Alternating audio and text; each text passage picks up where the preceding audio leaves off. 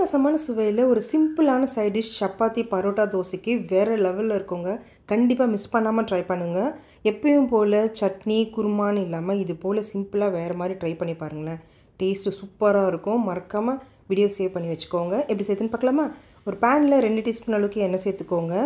எண்ணெய் காஞ்ச பிறகு 1/2 ஸ்பூன் அளவுக்கு சோம்பு சேர்த்துக்கோங்க. சோம்பு நல்லா பொரிஞ்சு வந்த பிறகு 2 மீடியம் சைஸ் வெங்காயத்தை நல்ல மெல்லிஸாக இது போல் நறுக்கி சேர்த்துக்கோங்க. இது கூட 2 பச்சை மிளகாவை இது போல் குட்டி குட்டியாக கட் பண்ணி சேர்த்துட்டு இது கூடவே கொஞ்சமாக கருவேப்பிலையும் சேர்த்துக்கலாம். சேர்த்துட்டு மிதமான தீயில நல்லா வதக்கி விட்டுக்கோங்க. வெங்காயம் ரொம்ப ப்ரௌனாக வரணும்லாம் அவசியம் கிடையாது. லேசாக கண்ணாடி பதத்துக்கு வதக்கி விட்டுக்கலாம். இப்போ இதுக்கு தேவையான அளவுக்கு உப்பு சேர்த்துக்கலாம். அப்போ தான் சீக்கிரமாக வெங்காயம் நம்மளுக்கு வதங்கி வரும். நான் 1/2 ஸ்பூன் அளவுக்கு உப்பு சேர்த்துக்கிறேன். சேர்த்துட்டு இப்போ இது நல்லா கலந்து விடுங்க. லேசாக வெங்காயம் வதங்கி வந்த பிறகு இஞ்சி பூண்டு பேஸ்ட்டு சேர்த்துக்கலாம். 1 டீஸ்பூன் அளவுக்கு இஞ்சி பூண்டு பேஸ்ட்டு சேர்த்துக்கோங்க.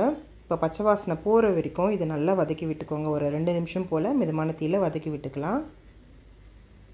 அடுத்ததாக 3 மீடியம் சைஸ் பழுத்த தக்காளியை நல்லா பேஸ்ட்டாக மிக்ஸி ஜாரில் அரைச்சி எடுத்துருக்கேன். அதை சேர்த்துக்கலாம். சேர்த்துட்டு இப்போ இது நல்லா கலந்து விட்டுக்கோங்க. தக்காளி நல்லா வெந்து வரணும், எண்ணெய் பிரிஞ்சு வரணும், அந்த அளவுக்கு இது நல்லா வேக வைக்கணும். இப்போ தேவையான மசாலா எல்லாத்தையும் நம்ம ஆட் பண்ணிக்கலாம். 1/2 டீஸ்பூன் அளவுக்கு மஞ்சள்தூள் சேர்த்துக்கோங்க.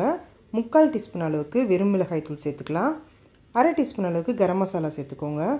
அடுத்ததாக 1 டீஸ்பூன் அளவுக்கு தனியாத்தூள் சேர்த்துட்டு இப்போ இதை நல்லா கலந்து விட்டுக்கோங்க. மசாலாவோட பச்சை வாசனைலாம் போகிற வரைக்கும் லோ ஃப்ளேமில் வச்சு கலந்து விடுங்க.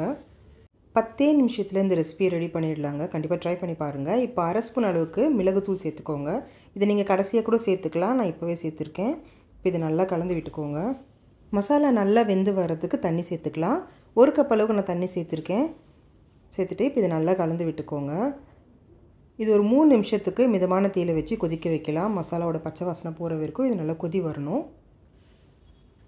இப்போ நம்ம வேக வச்ச முட்டைகள் எடுத்துக்கலாம். நான் 6 முட்டை எடுத்திருக்கேன். இதை நல்லா குட்டி குட்டியாக கட் பண்ணிக்கோங்க. நீங்கள் முட்டை சேர்க்கலனா கூட இதுக்கு பதிலாக காளான் சேர்த்துக்கோங்க. இல்லைன்னா பேபிகார்ன் கூட சேர்த்துக்கலாம், நல்லாயிருக்கும். இப்போது மசாலா நல்லா வெந்து வந்திருக்கு பாருங்கள். இப்போ நம்ம கட் பண்ணி வச்சுருக்க முட்டையை சேர்த்துக்கோங்க. சேர்த்துட்டு லோ ஃப்ளேமில் வச்சுக்கோங்க. முட்டைகளை சேர்த்துட்ட பிறகு உடனே தண்ணியெல்லாம் சுருண்டு வரும், திக்கான கன்சிஸ்டன்சிக்கு மாறும். அதனால் நல்லா லோ ஃப்ளேமில் வச்சுட்டு கலந்து விட்டுக்கோங்க.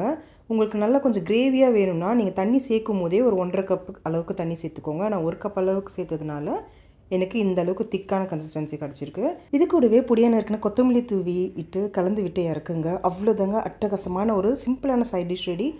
நீங்களும் இந்த ரெசிபி செஞ்சு பார்த்துட்டு எப்படி இருந்துச்சுன்னு சொல்லுங்கள். மறக்காமல் வீடியோவை லைக் பண்ணிவிடுங்க. Thank you friends.